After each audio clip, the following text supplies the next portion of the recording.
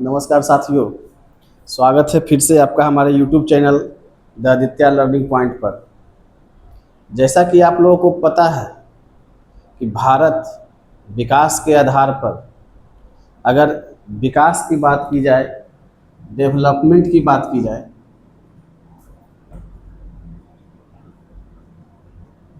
अगर डेवलपमेंट की बात की जाए तो विश्व को 3 कैटेगरी में बांटा गया है। अगर डेवलपमेंट की बात की जाए तो विश्व को 3 कैटेगरी में बांटा गया है।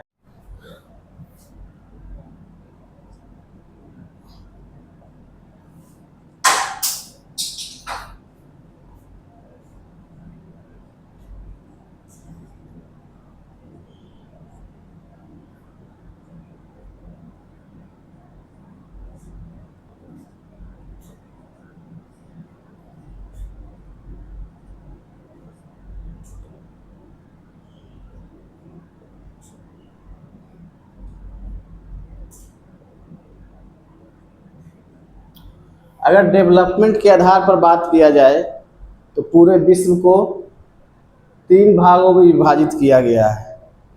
पहला, अविकसित राष्ट्र जो गरीबी रेखा के नीचे होते हैं। विकासशील राष्ट्र, जैसा कि आप लोग सब जानते हैं कि इंडिया भी क्या है, विकासशील राष्ट्र है। और एक होता है डेवलप कंट्री जो पूरी तरह से डेवलप है। अमेरिका हो गया, यूरोपियन कंट्री हो गया, ये सब क्या है, पूरी तरह से डेवलप है। ये तो हो गया विकास की बात, विकास के आधार पर। अब आइए हम आंकड़ों के हिसाब से देखते हैं कि भारत की स्थिति क्या है। यदि पर कैपिटा इनकम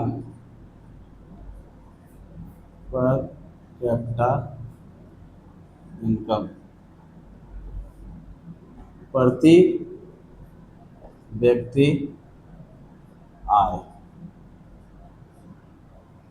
अगर पर कैपिटा इनकम के हिसाब से अगर हम बात करते हैं तो पर कैपिटा इनकम के हिसाब से पूरे विश्व को 4 भागों में बांटा गया है। कितने भागों में बांटा गया है? 4 भागों में बांटा गया है। 4 भाग कौन कौन सी है, आइए हम समझते हैं।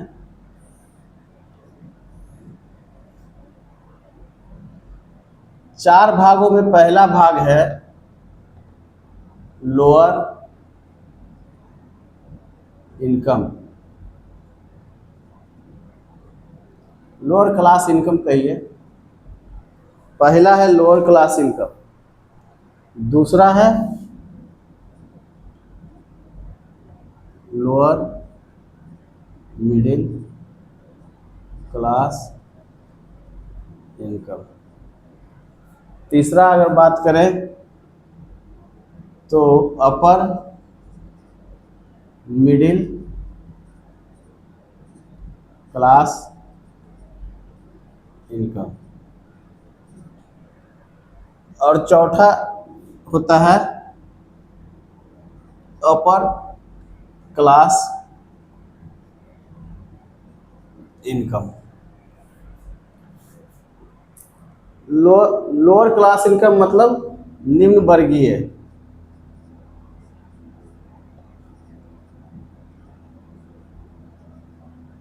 निम्न वर्गीय आय वाले देश। निम्न मध्यम वर्गीय आय वाले देश, ये हो गया उच्च मध्यम आय वाले देश, और ये हो गया उच्च आय वाले देश। ये तो 4 भागों में बांट दिया गया, लेकिन इसका कुछ तो क्राइटेरिया होना चाहिए कि किस देश को हम निम्न वर्गीय आय कहेंगे, किस देश को निम्न मध्यम वर्गीय आय कहेंगे, किस देश को उच्च मध्यम वर्गीय आय कहेंगे, किस देश को उच्च आय वाले देश कहेंगे। जो वर्ल्ड बैंक ऑर्गेनाइजेशन है, वर्ल्ड बैंक ऑर्गेनाइजेशन।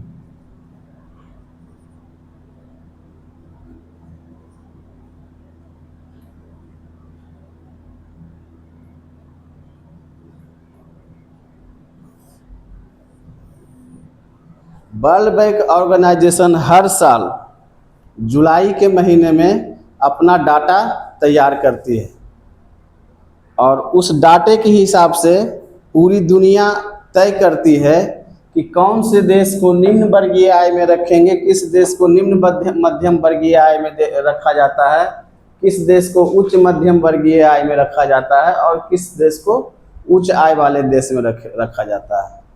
तो ये डिपेंड करता है कि उस देश की प्रति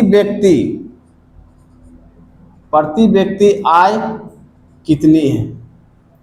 प्रति व्यक्ति आय मतलब उस देश का, किसी भी कंट्री का टोटल इनकम,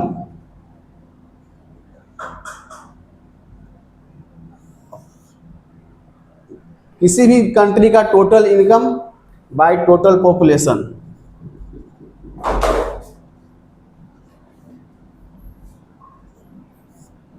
अगर किसी देश का टोटल इनकम हम मान लेंगे, हम जान जाएंगे और उस देश का टोटल जनसंख्या हम जान जाएंगे तो उसके हिसाब से प्रति व्यक्ति आय हम लोग निकाल सकते हैं।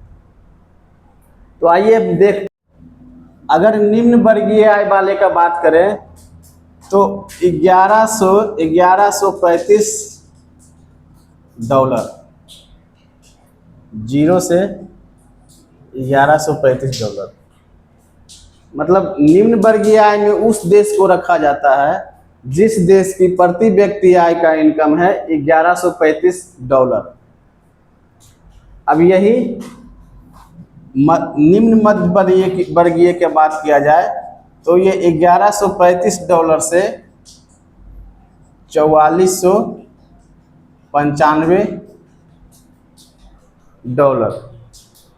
लोअर मिडिल क्लास इनकम वाले देश को प्रति व्यक्ति आय 1135 डॉलर से 4495 डॉलर होना अनिवार्य है।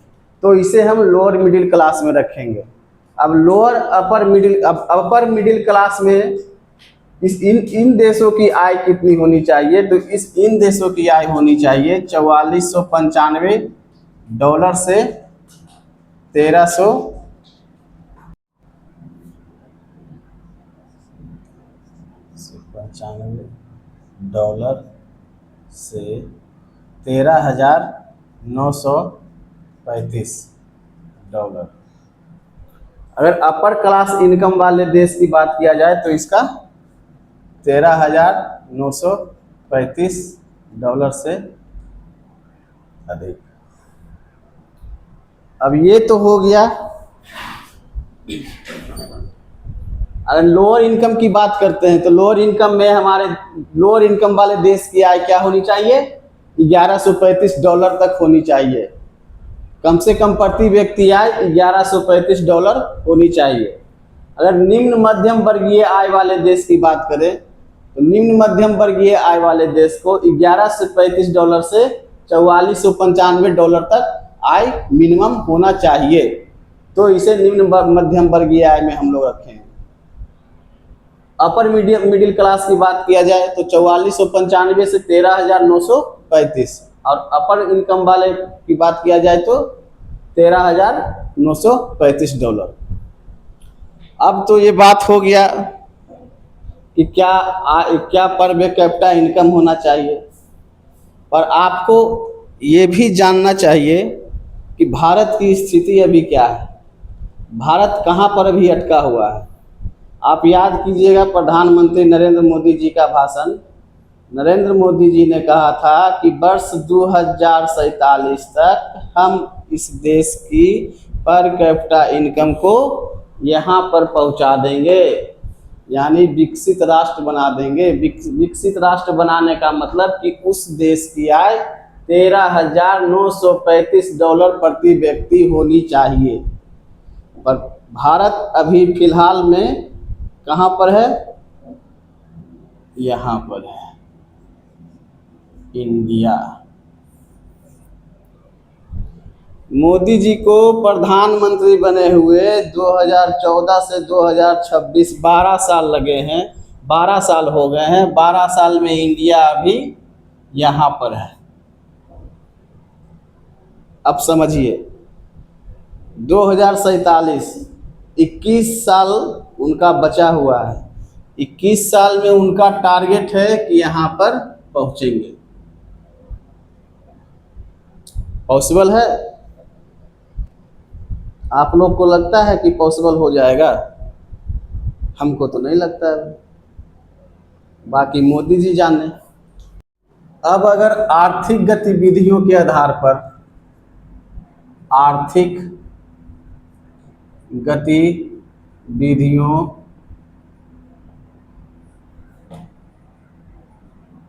के आधार पर, अब अगर आर्थिक गतिविधियों के आधार पर बात किया जाए तो भारत की अर्थव्यवस्था को 3 सेक्टर में बांटा गया है। कितने सेक्टर में? 3 सेक्टर में।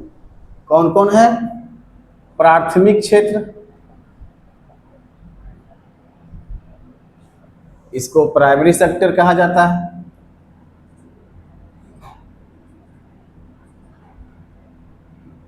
द्वितीयक क्षेत्र,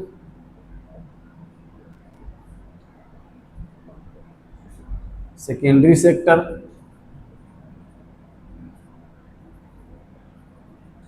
और ये तृतीयक क्षेत्र।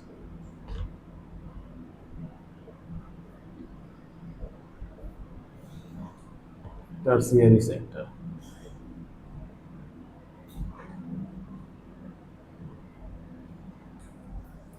अभी तक जो आप लोगों ने पढ़ा होगा प्राथमिक सेक्टर का उदाहरण, प्राथमिक सेक्टर में सीधा सीधी कह दिया जाता है कि जो कृषि से संबंधित कार्य हो उसे प्राथमिक सेक्टर कहा जाता है। लेकिन थोड़ा डिटेल से समझते हैं। आइए देखिए, प्राथमिक सेक्टर को 2 भागों में विभाजित करते हैं। प्राथमिक सेक्टर में 2 भागों में विभाजित करते हैं। पहला कृषि। प्राथमिक सेक्टर में पहला भाग में क्या आता है? कृषि। कृषि के साथ साथ मत्स्य पालन, पशुपालन, etc। प्राथमिक सेक्टर को 2 भागों में हम अगर विभाजित करेंगे तो पहले भाग में आता है कृषि, मत्स्य पालन, पशुपालन और फिशियरी, मतलब यही सब होता है। फिशियरी तो लिख ही दिए। और दूसरे सेक्टर की बात किया जाए तो इसमें आता है खनन, उत्खनन। अगर खनन की बात करें तो खनन में कोयला, और उत्खनन मतलब पहले जानिए क्या होता है। उत्खनन मतलब होता है जो जमीन के ऊपर ऊपर खनन, जिसका जमीन के ऊपर ऊपर खनन किया जाता है। बालू सुने होंगे, बालू, बालू को जमीन के ऊपर ऊपर निकाला जाता है, तो बालू का उत्खनन किया जाता है और कोयले का खनन किया जाता है। तो प्राथमिक सेक्टर की बात करें तो प्राथमिक सेक्टर को 2 भागों में भी बांटा गया है। एक कृषि, मत्स्य पालन, पशुपालन, और दूसरे क्षेत्र में खनन और उत्खनन। चूंकि हमारा देश आप लोग को पता ही होगा कितने बलिदान के बाद हमारा देश आज़ाद हुआ है, तो इस सेक्टर में काम करने वाले जितने भी लोग हैं, इस सेक्टर में जितने भी लोग काम करने वाले हैं उनको रेड कॉलर कहा जाता है। Red collar job.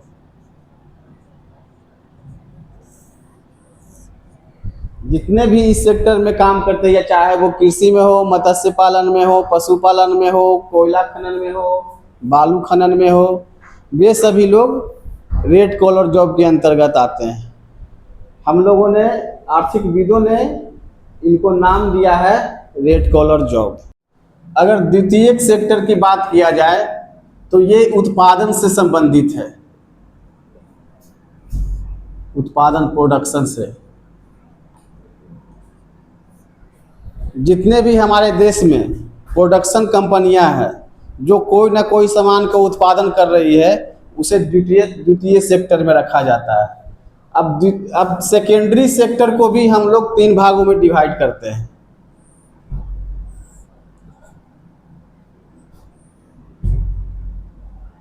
निर्माण, विनिर्माण, और तीसरा में होता है कुछ स्पेशल चीज होता है जैसे इलेक्ट्रिसिटी,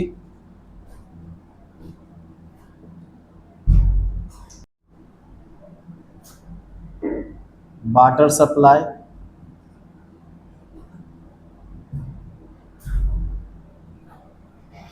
और भी अदर थिंग्स। निर्माण, विनिर्माण, इलेक्ट्रिसिटी, वाटर सप्लाई। निर्माण को सेकेंडरी सेक्टर के प्रथम भाग में रखा गया है, विनिर्माण को सेकेंडरी सेक्टर के द्वितीय भाग में रखा गया है, और इलेक्ट्रिसिटी हो गया, वाटर सप्लाई हो गया, ये क्या कहते हैं, और भी जो भी मतलब हम लोग करते हैं, निर्माण खुद से करते हैं, उसको टर्शियरी सेकेंडरी सेक्टर के तीसरे भाग में रखा गया है। और इस सेक्टर में काम करने वाले लोग को हम लोग क्या कहते हैं? Blue collar job.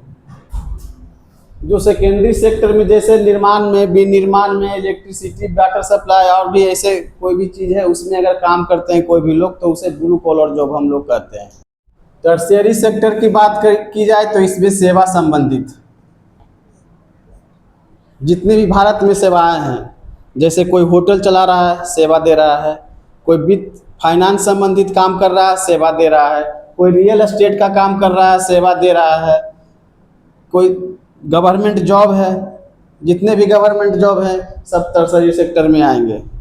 और इस सेक्टर में काम करने वाले को कहा जाता है white collar, white collar job. इसे प्राइमरी सेक्टर को रेड कॉलर, द्वितीय सेक्टर को ब्लू कॉलर और टर्शियरी सेक्टर को white collar, white collar job. अब तो ये तो हो गया आर्थिक गतिविधियों के आधार पर भारत कितने भागों में विभाजित किया गया है भारत की अर्थव्यवस्था को। अब आइए आंकड़ों के हिसाब से हम लोग समझने का कोशिश करते हैं।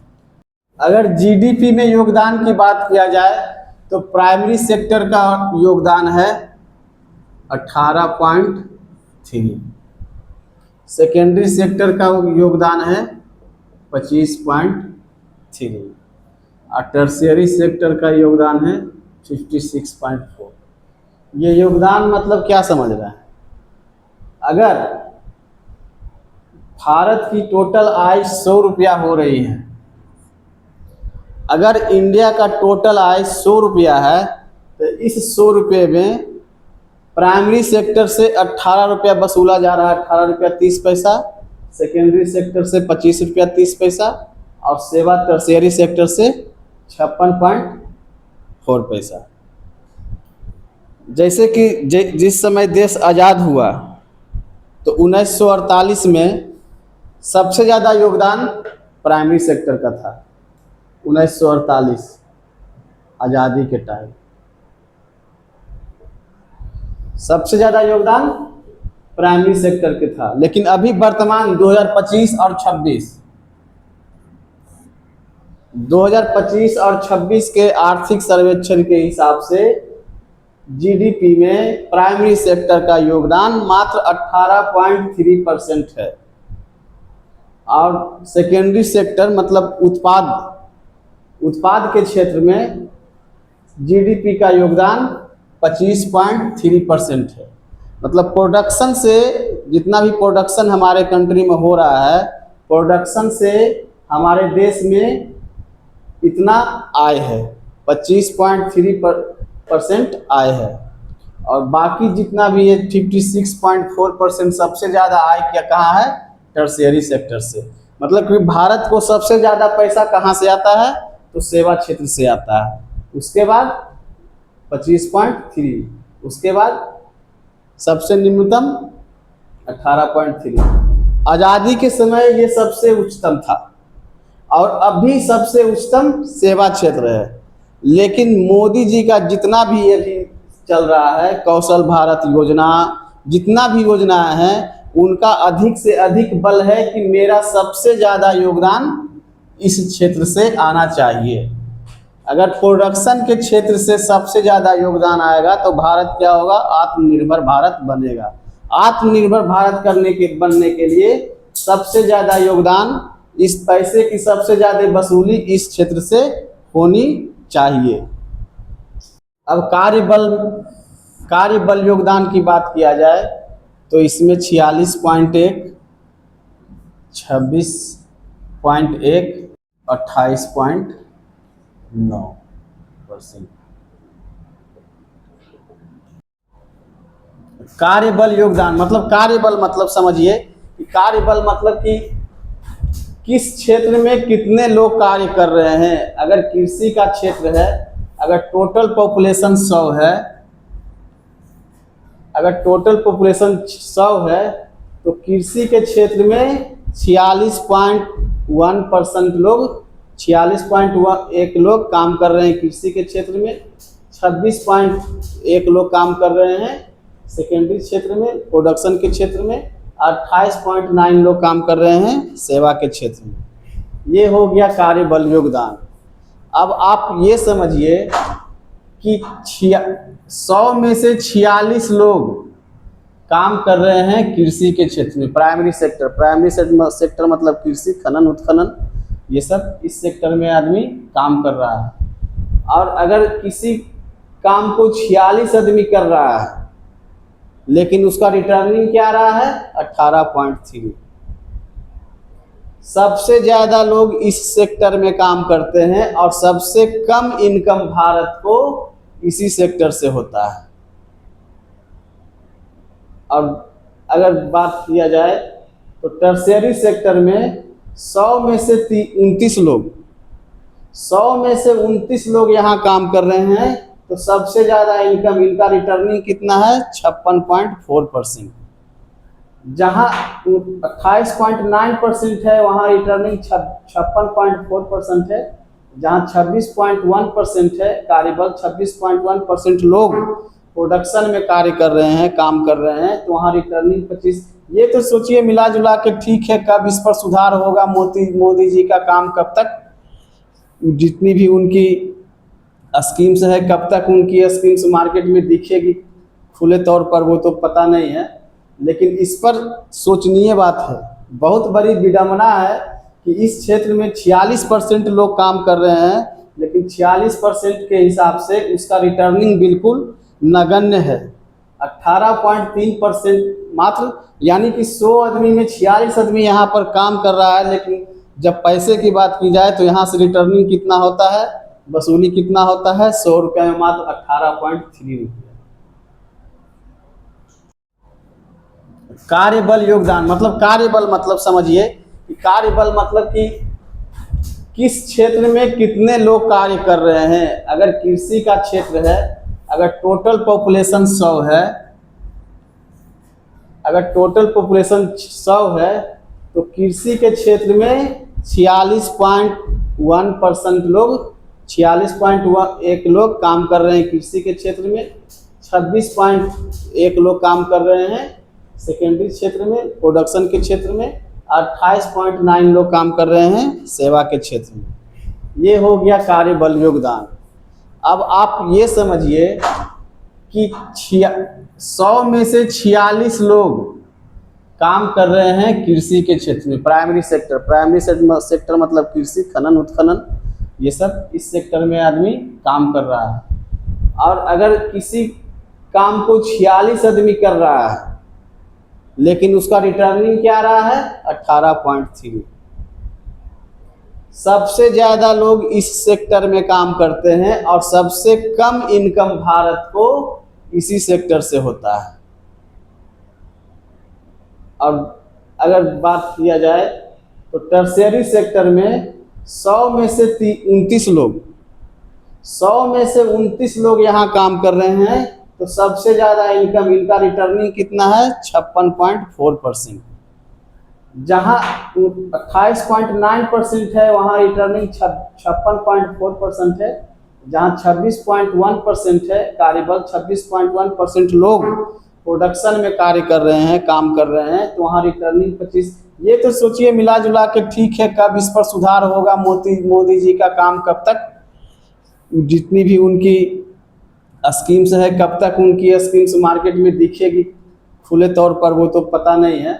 लेकिन इस पर सोचनीय बात है, बहुत बड़ी विडंबना है कि इस क्षेत्र में 46% लोग काम कर रहे हैं, लेकिन 46% के हिसाब से उसका रिटर्निंग बिल्कुल नगण्य है, 18.3% मात्र। यानी कि 100 आदमी में 46 आदमी यहाँ पर काम कर रहा है, लेकिन जब पैसे की बात की जाए तो यहाँ से रिटर्निंग कितना होता है, वसूली कितना होता है, 100 रुपये में मात्र 18.3 रुपये। समृद्धि दर मतलब हुआ कि अगर आप इस साल 100 रुपया की कमाई कर रहे हैं तो अगले साल 3.1% ज़्यादा कमाई कीजिएगा। मतलब कि अगर इस साल आप 100 रुपया कमा रहे हैं तो अगले साल 3.1% की बढ़ोतरी हुई, यानी अगले साल 103 रुपया 1 पैसा कमाइएगा। समृद्धि दर उसे ही उस तरह ही हम लोग आंकते हैं। अगर यहाँ पर 6.2% की समृद्धि दर दिखाई गई है तो 100 रुपया जहाँ कम इनकम हो रहा है वहाँ पर अगले साल 6.2 रुपया ज़्यादा इनकम होगा। ये था हमारे देश का आंकड़ा, किस क्षेत्र में कितनी जीडीपी में किसका कितना योगदान है, कितना कार्यबल लग रहा है, इसका समृद्धि दर कितना है। मिलते हैं नेक्स्ट क्लास में, तब तक के लिए जय हिंद।